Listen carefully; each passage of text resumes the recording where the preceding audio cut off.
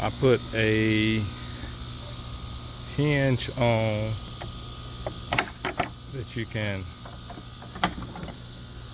lock. So there's a spring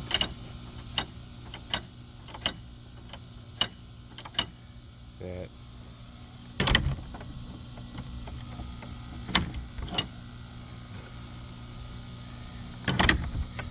then the hinge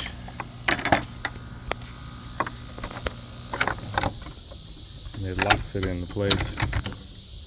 So if the hinge opens, it shouldn't open.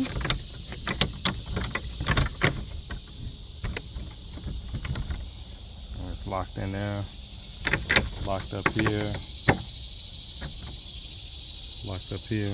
locked down there, but you can only unlock it from the inside.